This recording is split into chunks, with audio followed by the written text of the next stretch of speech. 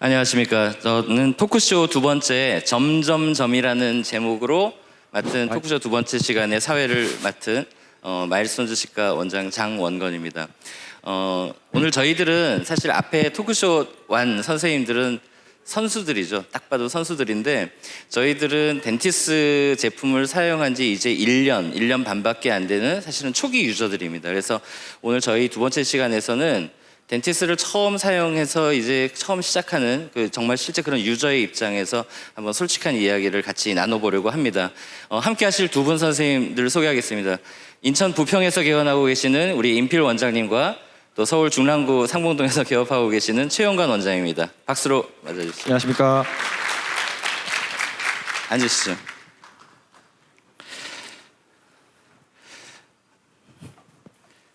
자, 저희가 이제 덴티스를 처음 이제 사용하는 유저 입장에서 이제 이야기를 할 거기 때문에 다른 것보다 먼저 저희들이 어떻게 임플란트를 그동안 썼는지 각자의 이제 좀 임플란트 히스토리에 대해서 먼저 아시면 좀 좋을 것 같아서 저부터 한번 이야기를 드리도록 하겠습니다.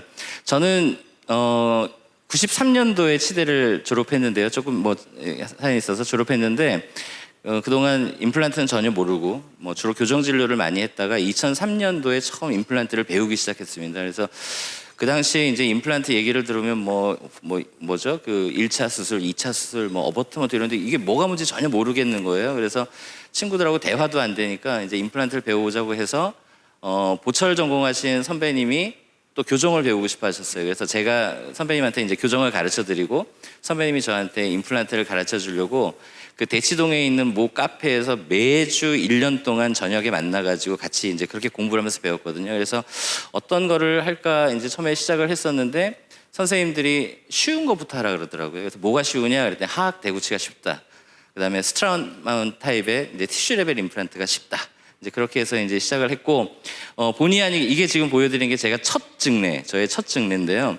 사실은 쉬운 환자가 아니었죠. 왜냐면 본 디펙트도 이렇게 심하고 그래서 제가 임플란트를 잘 모르는 상황에서 환자분이 또 대구에서 올라오신 분이었어요. 그래서 제가 나 임플란트 안 해봤다고 그냥 대구에서 하시라고 했더니 환자분이 또 굳이 하시겠다 그러는 거예요. 그래서 뭐 어떻게 하겠습니까? 떨리는 마음으로 지금 했던 게 기억이 나는데요. 하여간 당시에 이렇게 제가 시작했던 거는 이 제품은 스위스 플러스라는 진머에서 나온 제품이었는데 당시에 아마 여러분 아시는 것처럼 되게 인기가 많았습니다. 그래서 스트라우만 타입의 임플란트이기도 하지만 이 픽처 마운트를 가지고 어버트먼트로도 쓸 수 있고 템퍼러리 어버트먼트로 쓸 수 있었기 때문에 선생님들이 많이 썼거든요. 그래서 이 제품을 가지고 시작을 했고요.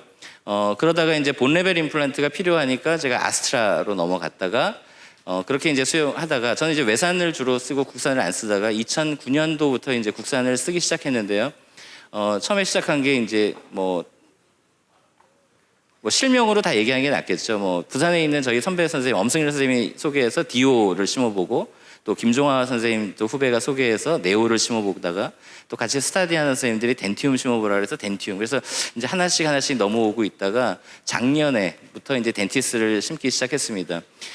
오스템 하시는 우리 김기성 선생님 여기 계신지 모르겠는데 기성이 형이 저한테 왜 그렇게 4번째, 5번째 회사랑 제품을 쓰냐고 오스템을 안 하고. 근데 저는 사실은 한 번도 오스템을 써본 적이 없어요, 지금까지. 그래서 저는 이렇게 환자들한테 오스템을 써본 적이 없으니까 뭐라고 말씀드릴 수도 없고요. 그래서 근데 제가 이제 그런 말씀드렸죠. 이 4번째 회사를 2번째까지 만들어 보겠다, 같이 노력해서. 그래서 그렇게 해서 지금까지 저는 왔습니다.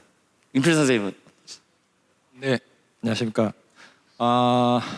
오늘 먼저 이렇게 제가 존경하는 장원건 원장님과 훌륭하신 많은 선생님들과 함께 이렇게 심포지움 자리에 설 수 있게 불러주신 덴티스 측에 먼저 감사 인사드리겠습니다.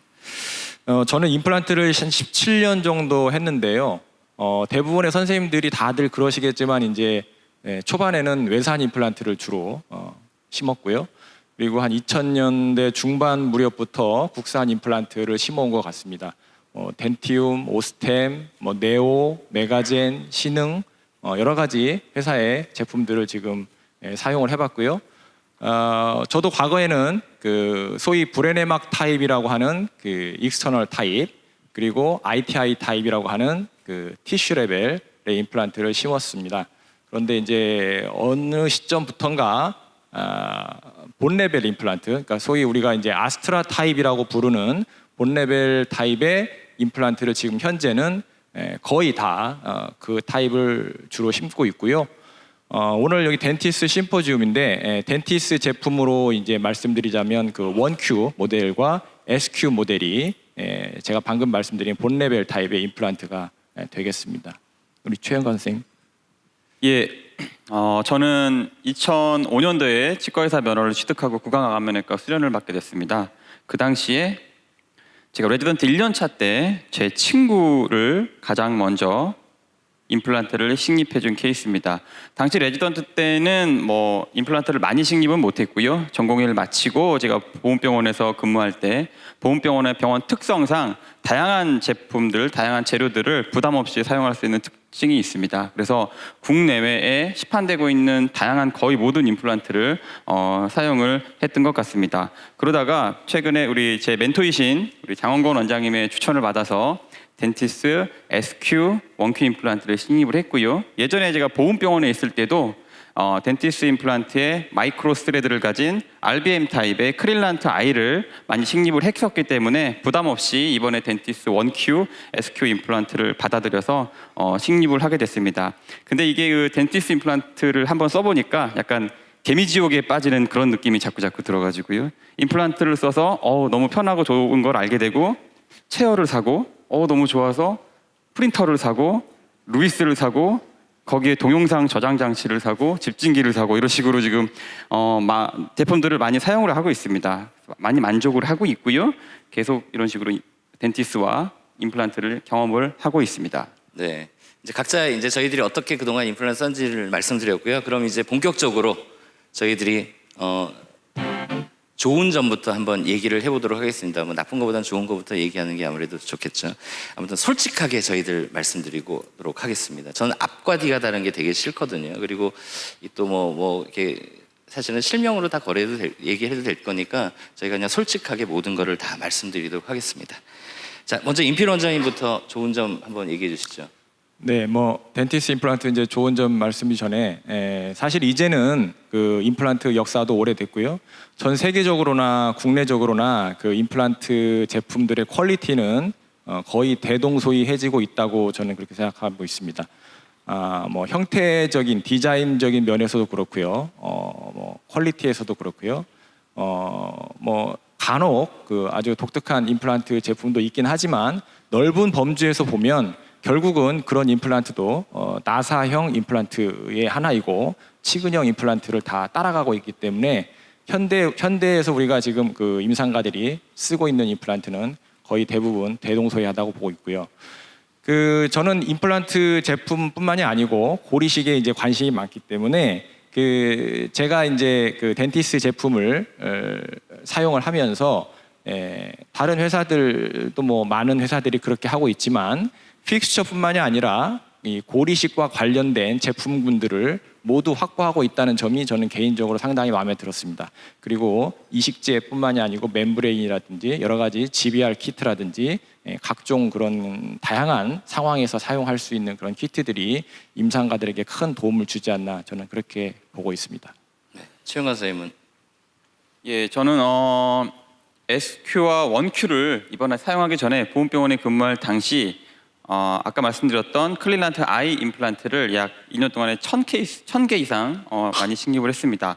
그리고 지금도 필요하면 지금 보훈병원 전공의 선생님들한테 부탁을 해서 팔로우업을 하고 있는데요. 지금 보시는 바와 같이 RBM 타입의 마이크로 스레드 타입의 이전 컨셉의 임플란트임에도 불구하고 오랜 시간 동안 골 반응을 잘 유지하고 있고요.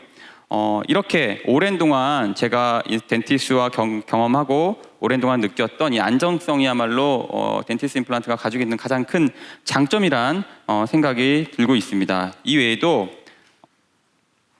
세이브 사이너스 키트라든가 셉탈 드릴을 할 수 있는 키트, 세이브 GBR 키트, 아까 말씀드린 집진기나 이 루비스 등 안에 또 저장장, 동영상을 찍을 수 있는 카메라가 안에 달려 있거든요. 이렇게 우리가 임상에서 직접적으로 도움을 많이 받을 수 있는 이런 장비들을 많이 만들고, 최근에는 치과계의 디지털화와 맞물려서 제니스 D 같은 프린터기 뭐 그런 것들을 아주 발빠르게 아주 합리적인 가격에 저희 치과 의사들이 사용할 수 있게끔 하는 것이 또 가장 큰 장점이라고 생각을 하고 있습니다. 네, 저도 생각에 지금 합리적인 가격이라고 말씀하셨는데 가성비가 참 좋은 것 같습니다. 가성비가 솔직히 가성비가 되게 좋은 것 같고 처음에는 이제 약간 의구심을 갖고 시작을 했다가 심어보기 시작하니까 생각보다 괜찮더라고요. 생각보다 괜찮았고 저는 사실 덴티움을 마지막으로 제가 국산 제품으로 심었었는데 특히 슈퍼라인에서 제가 잘 못 썼는지 그런지 모르겠는데요. 이렇게 골질이 되게 단단한 경우에 보면 픽스처가 더 들어가지도 못하고 이렇게 빼고 싶은데 또 막 빼지도 못하고 전 그런 상황들이 좀 많이 생겼었거든요. 가끔. 그래서 그런 부분에서 좀 불편한 점이 있었는데 덴티스 제품 1Q나 SQ를 쓰고 나서는 수술할 때의 과정이 그러니까 저는 보철과 의사이기 때문에 수술 잘 못하는데 수술이 좀 되게 평이했고 그다음에 아까 뭐 토크쇼 안에서도 얘기했지만 이제 보철로 이행되는 과정이 생각보다 되게 부드럽게 잘 넘어가는 것 같았습니다. 그래서 저희 스텝 선생님들도 많이 좋아해서 요즘은 이제 다른 회사 제품을 안 쓰고 자꾸 이제 스텝 선생님들도 이제 이쪽 제품을 쓰도록 이제 추천하는 걸 보면 뭐 좀 장점이 있는 것 같긴 합니다. 저희들이 이제 이제 장점에 대해서 각각의 말씀을 드렸는데요. 이제 임필 선생님 증례를 통해서 한번 저희가 좋은 점에 대해서 한번 같이 계속 얘기해 보도록 하겠습니다. 네. 그러면 제가 먼저 제가 준비한 증례를 선생님들께 보여드리도록 하겠습니다. 네.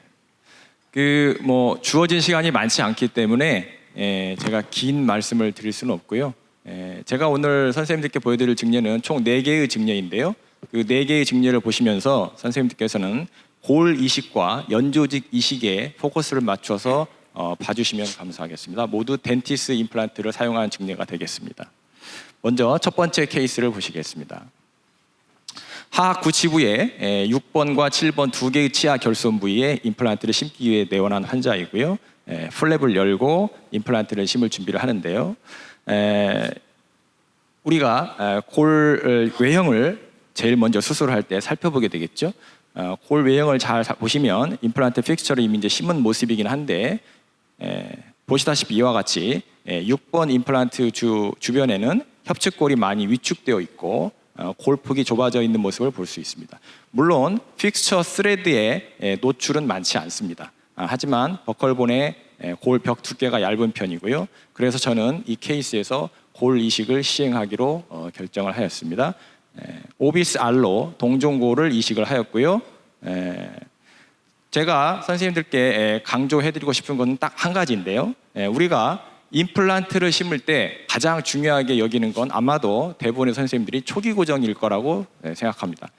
스테빌리티가 중요한 거죠. 그런데 이 너무나 당연하게 생각하는 이 초기 고정이라는 것이 임플란트뿐만이 아니고 골 이식을 한다거나 연조직 이식을 할 때에도 똑같은 개념을 우리가 주의 깊게 생각을 해야 된다는 것이죠. 그런데 골 이식과 연조직 이식을 할 때는 이 부분을 놓치는 경우가 많이 있는 것 같습니다. 그래서 저는 오늘 이 부분을 강조해드리고자 합니다. 오비스 콜라겐 멤브레인을 적용을 해서 GBR을 마무리를 했죠. 마찬가지로 입 안에서 수술 부위가 움직임이 없어야 됩니다. 골 조직과 멤브레인이 함께 움직임이 없어야만이 몇 개월이 지나고 난 뒤에도 양호한 골 재생 결과를 우리가 얻을 수 있는 것이죠. 네, 대략 4개월 후에 힐링이 되고 난 후에 2차 수술을 들어가려고 하는데 화면에서 보시다시피 각화치은이 많이 부족합니다. 그래서 저는 FGG를 시행하기 위해서 먼저 리시피언트 사이트를 먼저 형성을 해놓았습니다. 네, 그리고 이와 같이 도너 사이트를 떼어다가 고정을 했죠. 이 프리진지발 그래프트를 할 때도 이 연조직 이식을 할 때도 똑같은 이치로 가장 중요하게 생각해야 될 점은 바로 스테빌리티입니다. 절대로 이 자연계 생체 내에서 임플란트가 됐든 골 이식이 됐든 연조직 이식이 됐든 모든 그래프트는 움직임이 있어서는 절대 되지 않습니다. 그렇기 때문에 선생님들이 수술을 하실 때 이 점에 있어서 항상 유의를 하시고 수술을 하시면 되겠습니다. 힐링 체결을 하고 최종 보철을 마무리한 모습입니다. 보철물 주변에 협측의 각화치은이 충분히 확보되어 있는 모습을 눈으로 확인하실 수 있겠습니다. 술 전의 파노라마 그리고 술 후의 파노라마 모습을 보실 수 있겠습니다. CT 모습을 보시면은요, 제가 아까 6번 부위에 협측 골 두께가 얇아서 동종골을 이용해서 지비아를 시행했었죠. 그 부분에 양호한 골 재생 결과가 얻어진 모습을 눈으로 확인하실 수 있습니다. 두 번째 케이스를 보겠습니다. 두 번째 케이스는요. 제가 이제 이 환자분을 좀 인상 깊게 기억할 수밖에 없는 게, 물론 최근 케이스이기도 하지만 40대 초반의 여자 환자분이셨는데 항암 치료 중에 머리가 없는 상태에서 모자를 쓰고 내원하셨습니다. 대학병원에서 이제 항암 치료 중인데 식사가 제대로 어려우니까 자기는 이제 보철을 하려고 했는데 대학병원에서조차 전신 상태도 안 좋고 여러 가지 몸 상태가 안 좋으니까 덴처를 권유했다고 합니다. 그런데 이제 환자분은 41 정도 되는 40대 여자 초반 환자분이셨어요. 그래서 이제 임플란트가 가능한지를 물어오셨고, 제가 환자분의 케이스를 봤을 때는 뼈의 상태가 그렇게 나쁘지 않았기 때문에 수술을 어렵지 않게 진행할 수 있을 거라고 판단을 했고요. 환자분에게 임플란트를 권유를 해서 임플란트를 시작을 했습니다. 다만 화면에서 보시다시피 6, 7번에 2개의 임플란트를 심어야 되는데 협측의 각과 치은의 폭경은 그렇게 충분해 보이지가 않습니다. 그래서 저는 이 케이스에서 골 이식은 시행하지 않되 협측의 각화 치은을 확보하기 위한 시도만 하였습니다. 수술은 한 번으로 끝냈고요. 이와 같이 협측 각과 치은 폭경이 좁아져 있는 것을 해결하기 위해서 1차 수술 당시에 풀 시크니스로 플랩을 열지 않고 바로 APF를 위한 파셜 시크니스로 플랩을 여는 것이죠.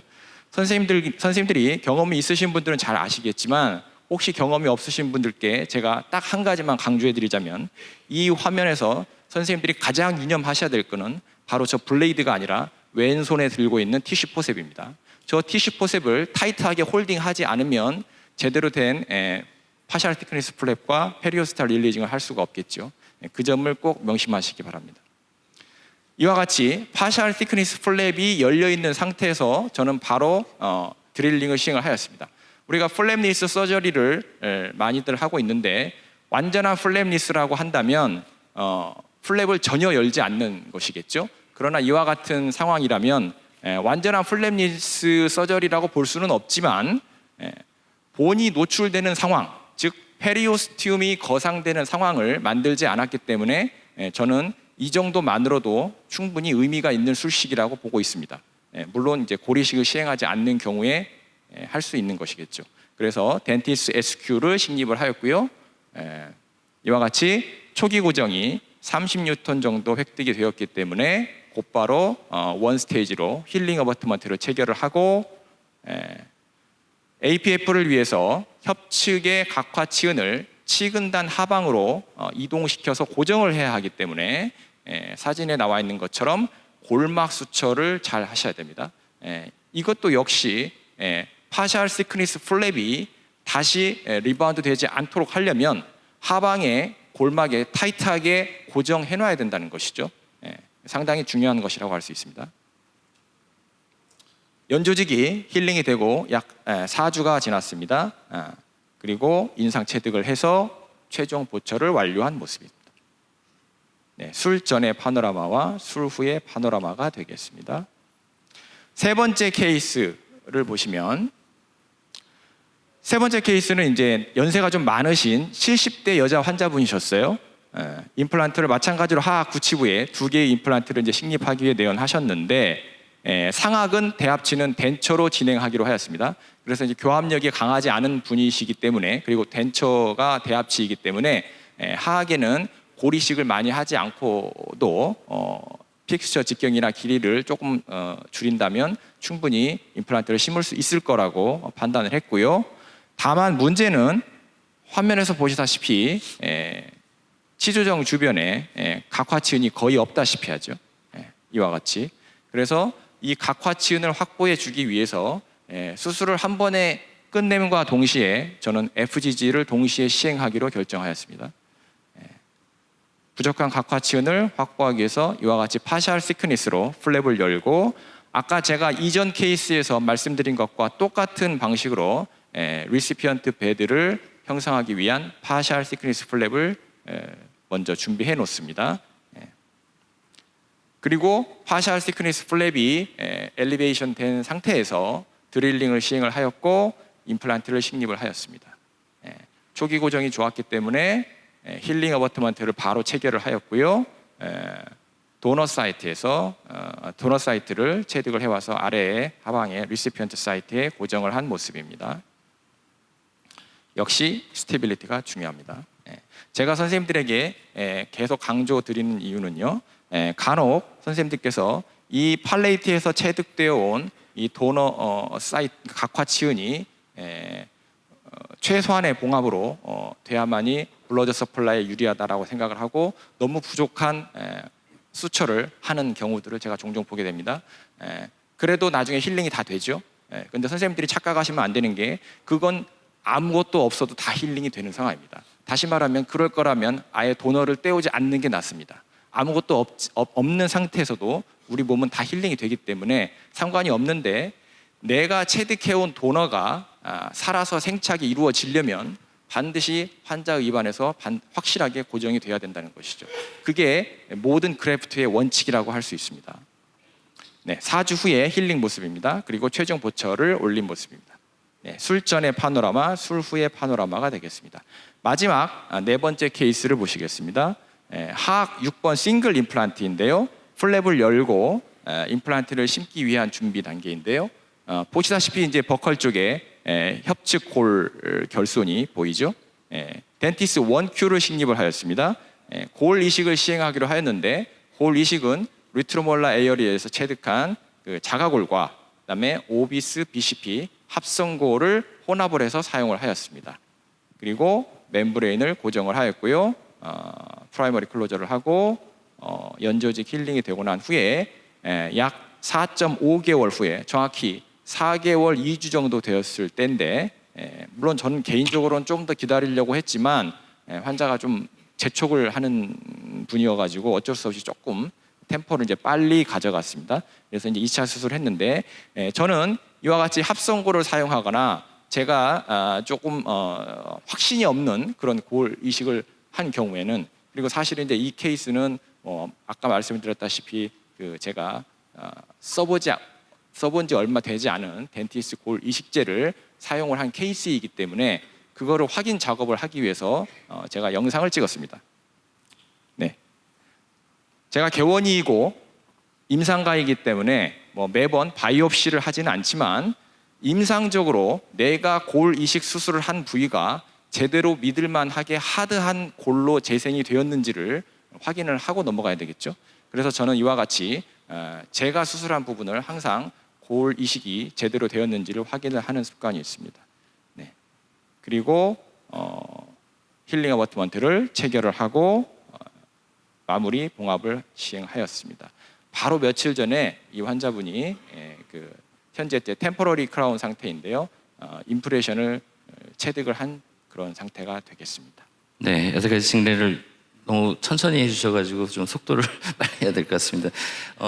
지금 증례를 보여주셨는데 한번 또 추가로 한번 얘기해 주시죠. 네, 사실 지금까지 제가 보여드린 증례는 전부 다 이제 본 레벨 임플란트를 사용한 증례가 되겠습니다. 선생님들 다 아시겠지만 이제 본 레벨 임플란트를 많이 쓰시고들 계실 텐데요. 본 레벨 임플란트의 단점은 이제 가장 대표적인 단점이 아까 앞 강의에서도 나왔지만 픽스처 티어링이 되겠죠. 그래서 저는 이 티어링을 최소화시키기 위해서 신경을 좀 많이 쓰고 있는데요.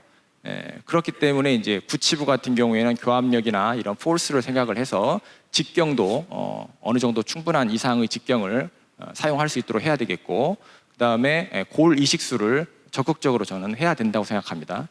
골이 녹아 내려가면 픽처 상부가 탑 부분이 노출이 되게 되면 그만큼 테어링 발생 가능성은 더 높아지겠고요.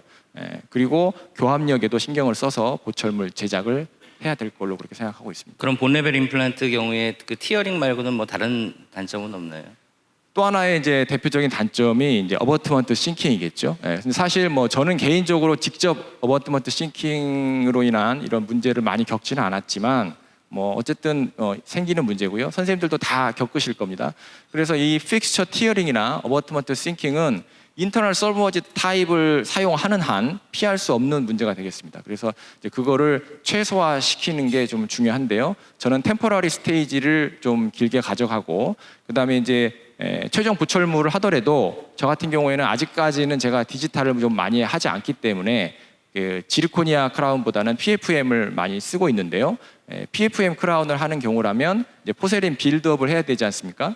그래서 저 같은 경우에는 메탈 캡을 먼저 우선적으로 제작을 하고 템퍼러리 크라운을 사용을 한 다음에 싱킹 현상을 충분히 부여를 하고 그리고 나중에 추후에 다시 한번 픽업을 떠서 포세린 빌드업 과정을 진행을 하고 있습니다. 네, 저는 사실 개인적으로 티슈 레벨을 되게 좋아하는데요. 이유가 이게 저희 어머니입니다. 저희 어머니인데 17번, 18번 제가 미국에 있을 때 제 동기 선생님이 수술을 아스트라로 해주셨는데요.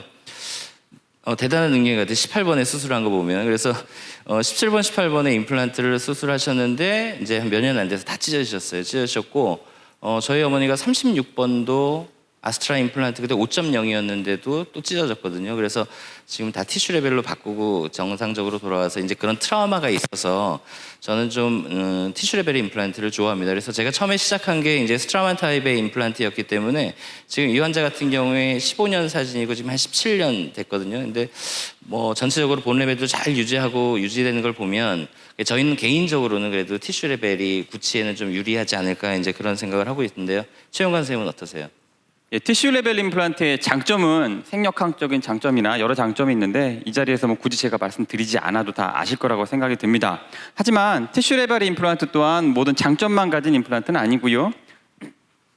티슈 레벨 임플란트는 GBR을 했을 때 프라이머리 클로저가 좀 힘들다는 단점, 그리고 전치부 심미적인 부위에 약간 칼라 부위가 보일 수 있기 때문에 제한되는 점, 또는 구치부에 있어서도 수직 고경이 작다거나 하는 경우에 보철적인 제한점이 약간 있습니다. 그래서 그런 단점들을 극복하기 위해서 저는 본레벨 임플란트를 주로 아직은 선호하고 있고요. 단 본레벨 임플란트를 할 때 여러 연구 결과들을 보면 직경이 5.0mm 이상 되면은 그 픽스처의 티어링도 좀 줄어들고요. 찢어지는 것도 줄어들고 심지어는 싱킹 다운되는 현상도 줄어든다고 보고되는 연구 결과들이 있습니다. 실제로 저도 5.0mm 이상의 임플란트를 구치부에 식립하고 지금도 잘 사용을 하고 있습니다. 근데 환자 상태들이 다 5.0을 심을 상태는 아니거든요. 그럴 때는 그럼 어떻게 하시나요? 자, 대부분 아까 오전 섹션에서도 나왔던 얘기인데요. 린데의 번들번 이론에 따르면 치아 발치후의 치조골의 변화는 기조골은 유지된 채 치아 상부의 치조골의 협측과 치조종으로서의 흡수가 더 많이 나타난다고 보고 있습니다. 그래서 발치를 한 후에 치조골은 이처럼 상부는 얇고 하부는 기조골은 두꺼운 상태로 유지가 됩니다. 그래서 임플란트를 아까 식립 깊이에 대해서도 말씀을 하셨는데 약간 좀 깊게 식는다고 하면은 조금 더 넓은 플랫폼에 넓은 임플란트를 유지시킬 수 있는 장점이 있고요. 그 상태에서 상부의 GBR을 통해서 그 두께를 골폭을 증대시키면 충분히 5.0 이상의 임플란트를 식립할 수도 있습니다. 하지만 하치조신경과의 거리가 너무 짧아서 충분히 깊게 식립하지 못하는 케이스라든지 기조골 자체가 얇아가지고 더 GBR을 하더라도 충분한 치조골 폭 증대 효과를 얻지 못하는 경우에는 그런 경우에 있어서 특수적으로 저 같은 경우도 티슈 레벨 임플란트를 어쩔 수 없이 사용을 하고 있습니다. 네, 그러면 이제 GBR 얘기를 나왔어서 우리가 본그래프트에 대해서 한번 얘기하고 싶은데요. 임필 원장님 본그래프트에 대해서 한번 얘기. 네, 제가 아까 앞에 케이스에서도 보여드렸지만 덴티스에서 나오는 이제 골 이식제들을 종류별로 다 사용을 해봤습니다. 자가골을 제외한 동종골, 이종골, 합성골을 모두 다 사용을 해봤는데요. 그 덴티스에서 나오고 있는 그 오비스 알로라고 하는 그 동종골이 이제 코티칼 본과 캔슬러스 본이 1대1의 비율로 혼합되어 있는 본이 되겠습니다. 그래서 상당히 좋은 결과를 제가 경험을 했고요. 그리고 합성골은 아까 앞선 케이스에서 제가 말씀드렸지만 이 케이스가 이제 그 합성골로 수술한 케이스인데요.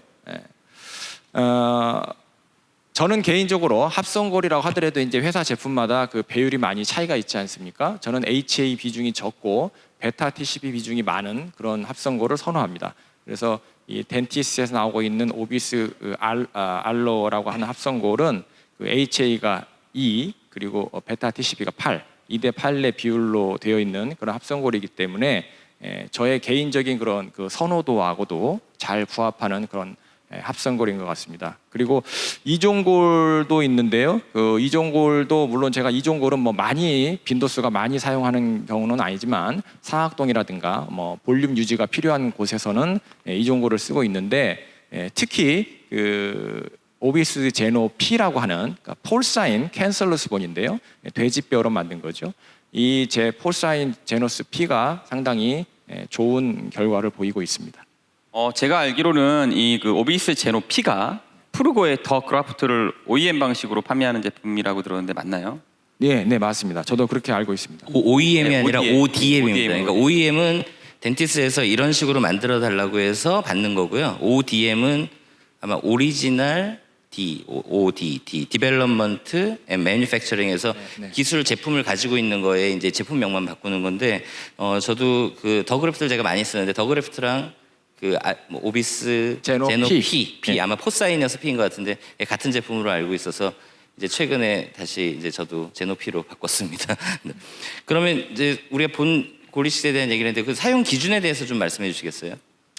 뭐 다들 잘 아시다시피 사실 골 이식제 중에서 가장 좋은 거는 자가골이죠. 뭐니 해도 뭐 골드 스탠다드니까 자가골이 제일 좋다는 거는 뭐 두말할 나위가 없는데요.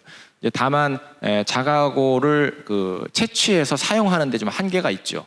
그래서 이제 저는 하악에서 수술할 경우에는 가능하면 플랩을 구치부를 많이 열기 때문에 자가골을 채취하는 빈도수가 많이 높고요. 만약에 자가골 채취가 어렵거나 좀 힘들다 또는 뭐 어떤 그 양에 있어서나 이런 게 있으면 세컨 초이스로는 동종골을 많이 선호하고 있습니다. 그리고 이제 이종골이나 합성골은 아까도 말씀드렸다시피 그 볼륨 유지가 중요한 그런 곳에서 이제 이종골이나 합성골을 사용하고 있습니다. 최영관 선생님. 예, 저 역시 동종골이 가장 좋은 뼈라는 데는 동의합니다. 하지만 동종골만 사용할 경우에도 뭐 흡수가 좀 빠르다던가 하는 단점이 있을 수가 있기 때문에 저는 적절하게 자가골이 가장 좋은 뼈라고 확신을 하고요. 그가 가지고 있는 단점도 있기 때문에 자가골과 동종골, 이종골을 경우에 따라서 적절하게 사용을 하고 있습니다. 예전에는 지금에 보시는 것처럼 아주 트라우마틱하게 버나 소우 같은 것들을 레이무스에서 직접 블럭본으로 떼어서 이렇게 수술을 했었는데요. 이러다 보니까 환자가 불편하기도 하고 단점들이 많이 있습니다. 그래서 최근에는 심지어는 좀 파티큘레이티드 본이 필요하면 이 자리에서 말렛으로 쳐가지고 그 본을 막 으깨가지고 쓰기도 했었는데요. 최근에는 이렇게 본칩 드릴이라는 드릴이 저희 덴티스에서 나오고 있습니다. 그래서 이 본칩 드릴로 자가골을 아주 손쉽게 채취를 하고 그 다음에 이 채취된 자가골과 이종골을 적절하게 혼합해서 GBR 할 때 사용을 하고 있습니다. 선생님 지금 본칩 드릴을 쓰시면서 주술을 안 했거든요. 예. 저렇게 써도 되나요? 문제가 없나요? 예, 보통 제조사에서는 주술을 한 후에 300에서 500rpm 정도 식립 모드로 하고 고속 스피드로 본을 채취하라고 얘기는 하고 있는데요. 그렇게 하다 보면은 주수가 되면서 사실 이 하우징 안으로 본들이 잘 모이긴 하지만 약간의 뼈들은 그 본 밖으로 나갑니다. 그럴 때 주술을 하게 되면 그 뼈들을 잃어버리죠. 우리가 사용하지 못하고 어렵게 채취한 뼈인데도. 그래서 그런 뼈들을 채취하기 위해서 두 번째는 이렇게 본칩 드릴로 드릴링을 할 때 이 드릴 안쪽에 연조직이 껴가지고 인게이징 되는 경우가 있거든요. 그런 경우에는 실제로 본이 채취가 잘 안 됩니다. 그래서 주술을 할 경우에는 연조직이 그 안에 인게이징이 됐는지 아니면 뼈의 컨택이 잘 됐는지를 확인하기 어렵기 때문에 저는 주술을 하지 않고 단 스피드를 임플란트 엔진을 식립 모드로 바꾸고요. 그 상태에서 저속에서 한 90에서 100rpm 정도의 속도로 본을 채취하면 아주 양질의 볼을 잘 채취를 할 수가 있습니다. 네. 임필 원장님 고리식에 대해서 좀 빨리 좀. 네, 시간이 없으니까 저는 본 디펙트가 가장 중요하다고 생각하고 있습니다. 최영관 예. 제가 슬라이드를 잘못 예, 그리고 슬라이드가 잘못 자가골과 제 슬라이드가 아닌데요. 자가골과 동종골을 역시 토크 콘서트니까 이런 맛이 있는 것 같습니다. 네. 자가골과 동종골을 섞어는 비율이 중요한데요. 하악 전치부 같이 심미적인 부위가 요구되는 부위는 본 볼륨을 오래 유지시키는 것이 중요하기 때문에 자가골보다는 이종골의 사용 빈도를 좀 늘립니다. 그렇게 되면 한 4년 지났는데도 외부에 코티칼이 형성이 되면서 오랫동안 본 리제네레이션이 잘 유지되는 모습을 관찰할 수가 있고요. 상악동 같은 경우에는 여러 아티클들에 의해서는 동종골이나 자가골, 이종골 어떤 뼈를 쓰더라도 결과에는 큰 지장이 없다고 말하고는 있습니다만 이종골을 사용했을 경우에 만약 이처럼 상악동 내로 골리식제가 들어가거나 수술 후에 급성 상악동염이 발생했을 때는 급성 상악동염 증상은 좋아지지만 상악동 내부에 이종골의 뼈가 녹지 않고 오래 남아 있어서 그것이 나중에 또 2차적인 만성 상악동염으로 이행되는 경우가 있습니다. 그래서 저 같은 경우에는 상악동 수술할 때는 동종골만 사용해서 어떤 급성 상악동염이 발생했을 때 메디케이션만으로서 충분히 상악동을 긁어내지 않고도 해결할 수 있는 여건을 만들어주고 있습니다. 항상 동종골을 쓰세요? 예, 저는 거의 동종골을 주로 사용하고 있습니다. 단 멤브레인이 100% 찢어지지 않고 앞으로 이 환자의 상악동 상태가 현재 상악동에 어떤 병리적 변화가 없다거나 수술 중에 멤브레인이 100% 찢어지지 않았다는 확신이 들면 저는 이종골과 동종골을 혼합해서 사용을 하고 있습니다. 네, 임필 원장님. 제 슬라이드인데요. 네, 아까 순서가 좀 엉켜가지고 저는 이제 본 디펙트를 중요하게 보고 있습니다. 틴티가 이제 이렇게 5개의 골 결손 분류를 했었죠. 2003년도에 선생님 다 아시겠지만 발치와, 페네스트레이션, 디센스, 수평, 수직 골 결손을 분류했습니다. 발치와에서는 사실은 이 발치와 자체가 갖고 있는 본 힐링 포텐셜이 있기 때문에 어떠한 골 이식제의 종류라 할지라도 발치와 자체의 능력 때문에 골화가 잘 됩니다. 그래서 크게 종류를 구분 없이 사용할 수 있는, 다만 그렇다 할지라도 그 내부에 들어간 골 이식제의 골화 속도가 있기 때문에 이종골이나 동종골이나 속도 차이가 있기 때문에 그런 것들을 염두해서 선택을 하시면 되겠고요. 페네스트레이션은 이와 같이 임플란트의 하부가 노출된 상황입니다. 이렇게 하부가 노출된 상황에서 우리가 골 이식을 할 적에는 이 부분을 다시 한번 열고 들어가서 보지는 않죠. 우리가 통상적으로. 그렇기 때문에 저 부위에 골 이식을 할 때는 흡수가 느린, 볼륨 유지가 잘 되고 흡수가 느린 골 이식제를 쓰더라도 큰 문제가 없겠습니다. 그래서 저는 합성골이나 이종골을 사용을 하고 있습니다. 또 하나, 이와 같은 디센스 디펙트가 있는데요. 실제로 우리가 임상을 할 때 가장 흔히 많이 겪는 그런 디펙트가 되겠습니다.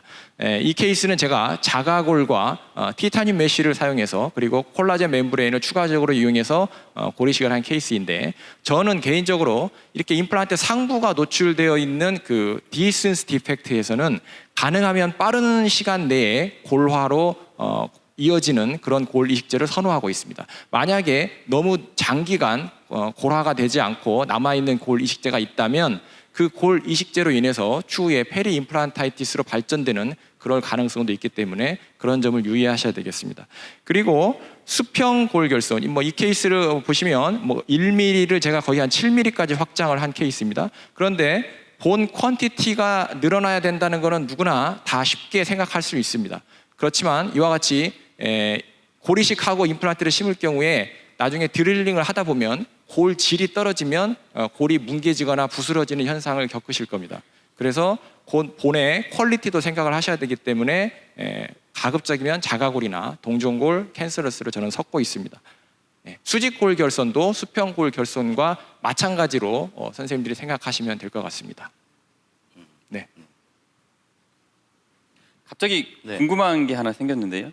예, 보통 인상 체득을 할 때 우리가 픽업 타입이나 트랜스퍼 타입의 인상법이 있고 최근에는 디지털 인상법도 많이 있는데, 그래도 우리 장 원장님께서 보철적으로 일가견이 있으시니까 간단하게 아주 짧게 인상 체득법에 대해서 한번 설명을 해주시는 게 어떨까요? 저는 이제 최근에는 디지털로 점점 가고 있습니다. 가고 있기 때문에 이제 그 스캔 바디를 이용해서 점점 적용을 많이 하고 있고요. 아직 덴티스에서는 조금 불안한 감이 있어서 지금 그냥 트라이 앤 에러를 하고 있고요. 실질적으로 저도 임프레션을 뜰 때 우리가 트랜스퍼 타입으로 떠야 될지 오픈 타입으로 떠야 될지 고민이 좀 많거든요. 그래서 저도 이제 그런 궁금증이 있어서 실제로 2012년도에 제가 쓴 논문인데, IJP에 나온 논문인데 5개의 임플란트를 심었고요. 인터널 타입의 임플란트를 심어서 오픈 트레이, 그다음에 오픈 트레이에 스플린트 하지 않은 거, 그다음에 트랜스퍼 타입을 가지고 비교를 했고요. 인상은 제가 폴리 이터로도 쓰고 실리콘으로도 떴고, 그다음에 스톤은 경석고, 초경석고를 부어봤습니다. 그래서 전체적인 데이터를 보면 거의 차이가 없더라고요. 그래서 중요한 거는 얼마나 우리가 정확하게 하느냐지, 지금은 어떤 시스템이 더 좋고 그런 것 같지는 않습니다. 그래서 실질적으로 저는 이제 이런 식으로 하고 있는데요. 이제 상하게 임플란트를 심어야 되는 70대 여자 환자분이고, 이때는 SQ 가이드가 없어서 제가 심플 가이드 키트를 가지고 이제 디자인을 해서 이제 상악동 수술하고 이제 임플란트 수술을 했고요. 4개월이 지나면은 저는 이제 보통 이렇게 임프레션 뜨죠. 그래서 저는 대개 요즘은 멀티 유저 코핑을 가지고 인상을 뜹니다. 그리고 임시 치아를 저는 항상 만들기 때문에 임시 치아를 만들 때는 별로 부담 없이 그냥 만들어서 기공소에서 올 때 항상 어버트먼트와 지그가 항상 같이 오고요. 그리고 PFM인 경우에는 PFM 캡이 같이 오고 프로비저널 크라운이 같이 옵니다. 그리고 만약에 지르코니아를 하는 경우에는 이제 스캔해서 그거를 저장하게 하고요. 그래서 이제 구강 내에 넣어서 템퍼러리가 있는 상태에서 제가 이제 교합 조절을 하면서 형태가 어떻게 되는지 확인하고, 그게 되면 최종 보철물을 만들 때는 저는 교합기를 사용합니다. 저는 이제 대개 교주, 대가리 깨져도 교합이기 때문에 뭔가 교합에 불안정하다든지 아니면 제가 임시차를 넣는데 수정하는 양이 많다고 생각이 들면 그거는 최종 보철물에서 그럴 가능성이 많거든요. 그러면 저는 페이스포 트랜스에서 반조절성 교합기에 마운팅을 하고 괄호각을 재서 하악 운동을 재현한 다음에 그 기존의 템퍼러리 프로비저널 크라운을 다시 인상을 뜨고 같이 이제 더블 스캔을 해가지고 최종 보철물을 작업해서 사용하는 것을 저의 이제 기본 프로토콜로 하고 있습니다. 그래서 저는 저희 병원에 와서 보시는 분들, 제가 옵저베이션을 안 받기 때문에 사실 그렇진 않은데, 제 환자들 중에 선생님들이 많아서 이제 보시면 저는 싱글 크라운을 세팅할 때도 5분, 2개를 세팅할 때도 5분, 이렇게 8개를 세팅할 때도 5분, 10분이지 사실 이렇게 많이 조절하는 일은 실제로 거의 없습니다. 그리고 만약에 교합 조절을 해야 된다면 그건 분명히 저의 에러기 때문에 저는 인상을 다시 뜨는 편입니다. 아까 나경원 선생님도 그 얘기하셨지만 저는 그럴 때는 이제 뭐 교합 조절은 하지 않고요. 이제 인상을 다시 떠서 다시 작업하는 게 더 맞다고 생각해서 이제 이런 프로토콜로 하고 있습니다.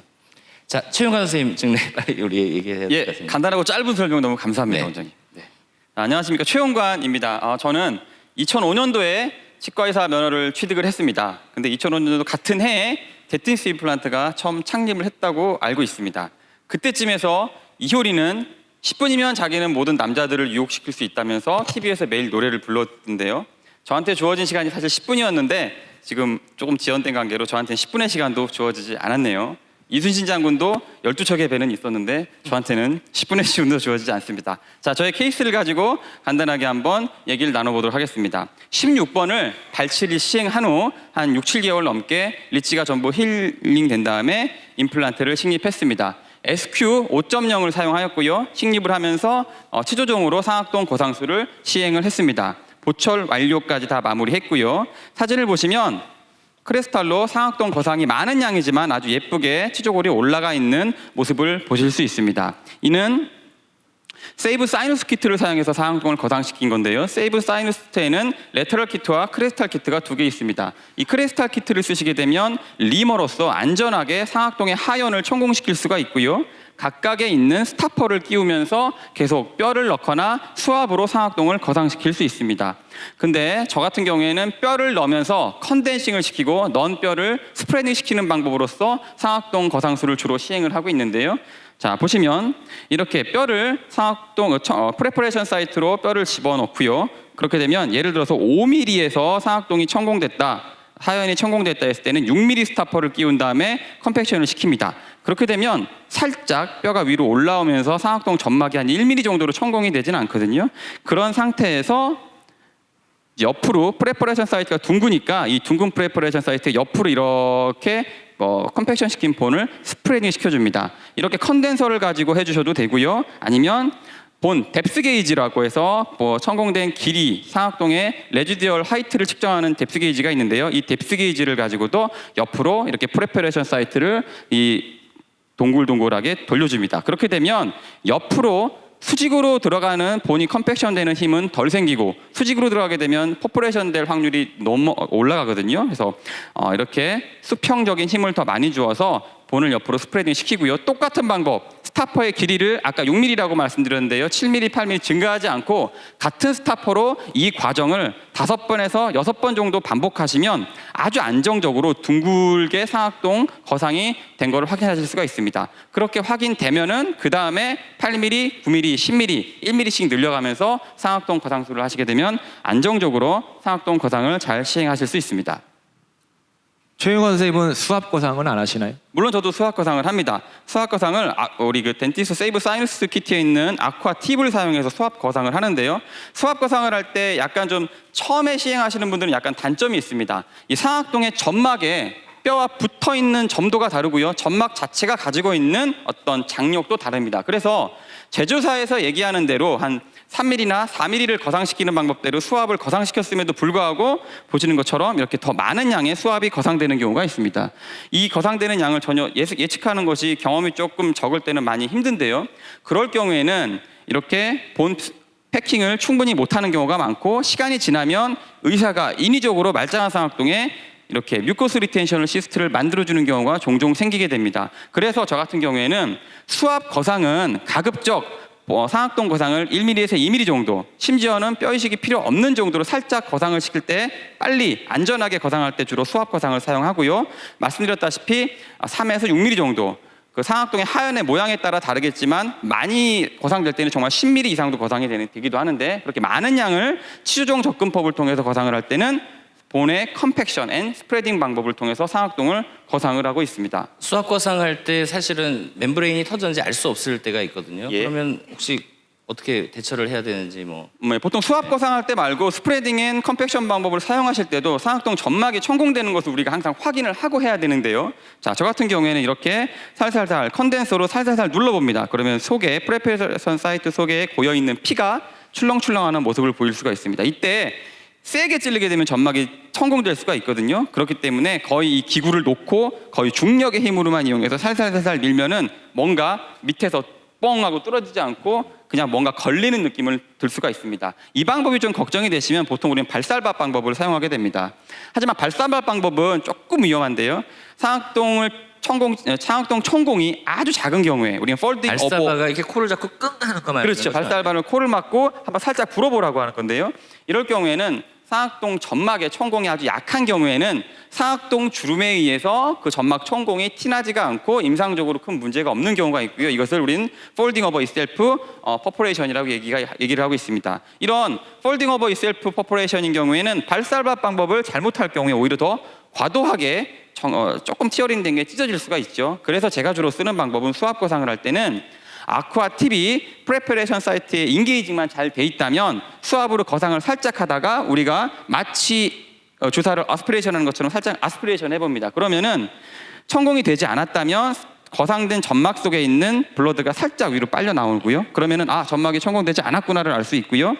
반면에 이 팁이 인게이징이 잘 안 됐거나 상악동 점막의 천공 상태가 좀 크다면은 아스피레이션 했을 때 뽀글뽀글뽀글하고 이렇게 거품이 올라옵니다. 이렇게 천공을 확인할 수 있고요. 만약에 천공이 확인됐다면 통법대로 바로 측방에 윈도우를 형성하고 이렇게 천공된 상악동 점막을 콜라겐 멤브레인이나 젤라틴 스폰지 같은 것으로 리페어를 한 다음에 통법대로 측방 접근법을 사용을 하셔야 됩니다. 근데 제가 상악동 관련 강의를 하거나 이렇게 말씀을 드리면 가장 많이 들어오는 질문이 그거예요.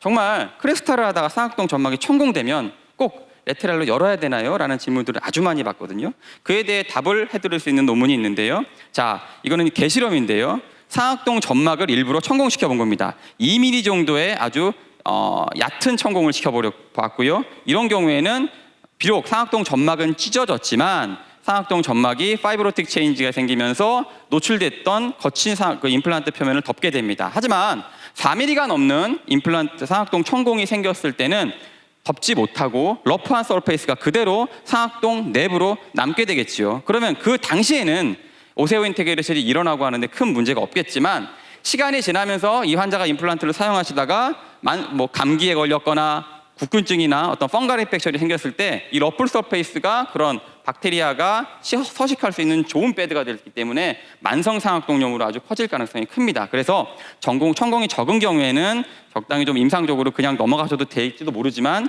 천공량이 많은 경우에는 반드시 레테랄로 들어가가지고 확인을 하시는 것을 권해드리겠습니다. 이 또 이렇게 컨벤셔널한 방법으로 윈도우를 형성할 때는 보통 라운드볼을 우리가 형성을 하는데요. 시간도 오래 걸릴 뿐더러 이게 뼈 얇잖아요. 그래서 상악동 점막이 천공될 가능성이 있습니다. 하지만 레터럴 어프로치 드릴이나 레터럴 어프로치 리머를 사용하시게 되면 아주 손쉽게 측방에 상악동 윈도우를 형성을 하실 수가 있고요. 윈도우가 형성되셨으면 살살살살 이렇게 좀 이따 영상이 나올 텐데 이렇게 살살살살 우리가 핀셋으로 형성된 윈도우를 눌러봤을 때 이게 움직이면 바로 윈도우를 떼내시면 아주 손쉽게 측방 접근법으로 이어질 수 있습니다. 다음은 세이브 septum 드릴을 사용해서 발치후 즉시 임플란트를 한 케이스를 간단하게 말씀드리겠습니다. 이 세이브 septum 드릴은 유가 조직을 확실하게 제거할 수 있는 다이아몬드 버에서부터 한번 드릴된 방향을 그대로 유지시킬 수 있는 탑 드릴이 있는데요. 이렇게 린덴만 드릴로 내가 원하는 쪽에 드릴 홀을 형성을 하고요. 아까 말씀드렸다시피 탑 드릴을 가지고 그 드릴 패스를 그대로 유지해서 드릴링을 합니다. 그렇게 되면 이 사진에 보시는 것처럼 버커, 팔라탈 루트 사이에 있는 septal본 중간에 정확히 패스가 형성됐고 이 패스를 탑 드릴을 통해서 그대로 유지해서 임플란트 식립을 했습니다. 그런 다음에 통법대로 GBR을 시행하고 보철까지 완료한 케이스입니다.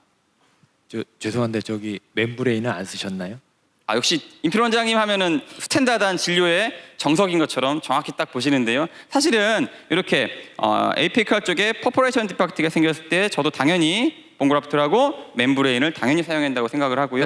septum 드릴을 쓰면 확실히 미끄러지는 건 많이 줄겠네요. 줍니다. 하지만 뭐든지 절대적인 건 없는 것처럼 이렇게 발치를 했을 때 내부에 코티칼이 두꺼운 경우가 있습니다. 그럴 경우에는 어떠한 경우라도 뭘 쓰더라도 밀리기는 밀립니다. 그럴 때 혹시나 다근치에 있어서 드릴이 밀려서 원심치근으로 가거나 근심치근 둘 중에 하나를 선택해야 된다면 저는 이렇게 근심치근으로 임플란트가 위치시키는 것을 추천해드리고요. 이런 식으로 돼야지 나중에 보철이 올라왔을 때 생역학적인 장점이 크다고 말씀드리고 싶습니다. 네, 감사합니다.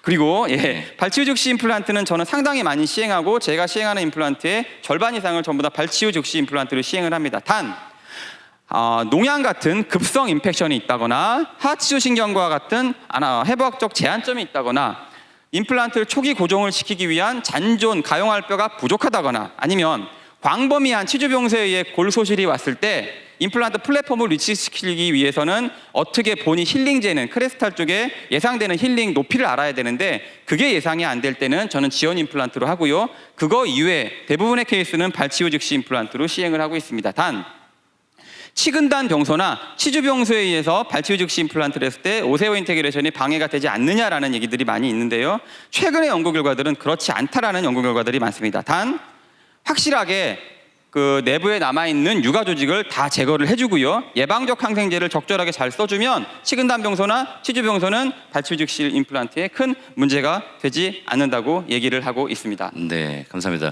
그러면 우리 다음으로 그 제품에 좀 끌리는 점, 왜냐면 좋은 점 얘기했으니까 어떻게 앞으로 나아가면 좋을지에 대한 얘기를 간단하게 하고 마치도록 해보겠습니다. 임필 원장님. 네, 사실 지금 시간이 계속 지연돼 가지고요. 제가 긴 얘기하면 안 될 것 같고, 그 임플란트 픽처로 말씀드리면 이제 지금 1Q와 SQ 모델이 있는데 SQ 모델을 대구치 같은 경우에서는 좀 직경이 최소한 4.5에서 5.0 이상 그런 거를 사용하면 좋을 것 같고요. 그리고 고울 이식제나 멤브레인도 다양한 제품들이 있는데 선생님들이 아까 제가 많은 케이스들을 보여드렸지만 각각의 케이스에 맞게 정확한 적절한 재료를 선택을 하시면 좋은 결과를 얻을 수 있을 거라고 저는 그렇게 생각하고 있습니다. 네, 최영가 선생님은?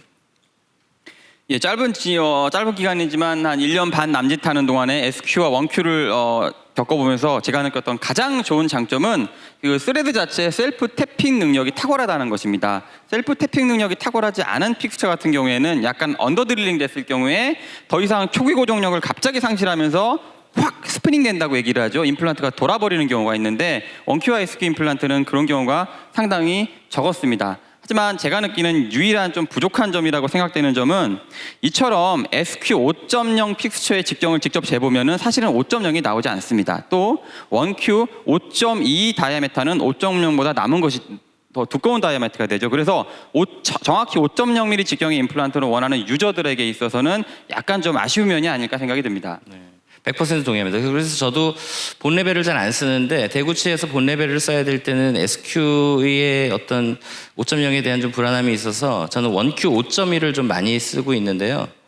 정말 좋은 임플란트라고 생각해요. 사실 저도 저는 그렇게 네, 그렇게 생각합니다. 네. 예. 자, 하지만 걱정하지 않으셔도 되는 것이요. 비록 5.0 픽스처 임플란트 SQ가 직경이 5.0보다 작긴 하지만 사실 더 중요한 거는 임플란트 그 자체가 가지고 있는 직경보다 커넥션 밖에 부분에 이제 크리스탈 쪽의 월의 두께가 더 중요한데요. 사실은 0.3mm가 넘으면 대부분의 기계적인 어떤 찢김 저항성이나 그런 것들은 큰 차이가 없다고 얘기하고 있습니다. 근데 SQ 5.0 임플란트는 비록 직경은 4.7에서 8mm 정도로 좀 줄지만 그 월의 두께가 충분히 0.3mm 이상이 되기 때문에 제가 경험한 바로도 단일 임플란트로 구치부 수복을 하는데 아무 문제가 없고요. 오히려 치적으로 좀 얇으신 분들한테 5.0 쓰기가 좀 일반 통법 스탠다드한 5.0을 쓰기가 조금 아쉬운 부분한테는 오히려 더 큰 장점이 되는 어떤 라인업인 것 같습니다. 네, 그러면 우리 마지막으로 지금 덴티스 제품이 뭐 좋기도 하지만 사실은 뭐 개선되는 점도 있고 한데 현재 이 상태에서 어떻게 최적으로 사용할 수 있는지에 대해서 한마디씩만 하고 우리 끝내도록 할까요? 네, 비슷한 얘기인데요. 저는 전치 소구치 부위의 임플란트를 쓰는 데 있어서는 뭐 특이사항 없이 그냥 현재 나와 있는 제품 그대로 쓰시면 될 것 같고, 대구치 부위에서는 아무래도 이제 포스가 강하게 작용하기 때문에 SQ 그 인터널 솔머지드 타입을 쓸 경우라면 최소 직경 4.5 이상 5.0을 심어야 될 것 같고, 요즘은 이제 6.0도 나오고 있죠. 그리고 원큐라면은 직경 4.7에서 5.2 정도의 직경을 심어준다면 큰 문제 없이 해결할 수 있을 거라고 생각합니다. 예, 임플란트 직경에 관한 얘기는 저도 임 원장님이나 장 원장님 얘기에 적극적으로 동의합니다만 저는 최근에 덴티스의 디지털 솔루션에 푹 빠져가지고 하고 있습니다. 덴틱 가이드를 통해서 직접 이렇게 가상 수술을 하고요. 이를 통해서 서지컬 가이드를 만들고 STL 파일을 데니스 D 프린터를 통해서 출력해서 임플란트를 식립을 하는데요. 이렇게 SQ 가이드를 식립하다 보면 내가 원큐를 식립하고 싶을 때 원큐 가이드는 따로 없거든요. 그래서 조금 망설여지는 경우가 있는데, 이렇게 SQ 가이드를 하더라도 SQ 가이드에 있는 드릴을 다 한 다음에 마지막에 원큐 파이널 드릴을 가이드 스텐트를 빼고 그 패스대로 원큐 파이널 드릴만 합니다. 그런 다음에 다시 가이드 스텐트를 꽂고 원큐 픽스처는 SQ와 내부 구조가 똑같기 때문에 바로 SQ 가이드에 있는 그 픽스처 마운터로 원큐 픽스처를 심으면 원큐로도 가이드 서저리를 아주 손쉽고 쉽게 할 수 있습니다. 다들 본 레벨만 말씀하시는데 저는 티슈 레벨을 여전히 좋아하기 때문에 대구치의 아이클린 임플란트를 또 많이 쓰고 있습니다. 그래서 골폭이 좁을 때 예를 들어서 뭐 4.7 이럴 때는 4.2 레귤라에 4.8 레귤 쓰면 충분히 좋아서 저는 이제 소구치까지는 SQ를 마음껏 쓰고요. 대구치에서는 아까 원큐 5.2 아니면은 이 아이클린 임플란트를 선생님들이 적절히 잘 사용하셔도 임상에 아주 큰 도움이 될 거라고 생각을 합니다. 저희가 1시간 동안 너무 그냥 뭐 정신없이 달려왔는데요. 하여간 선생님들 여태까지 얘기 들어주셔서 감사드립니다. 우리 한번 인사드리고 마치도록 하겠습니다. 고맙습니다. 감사합니다.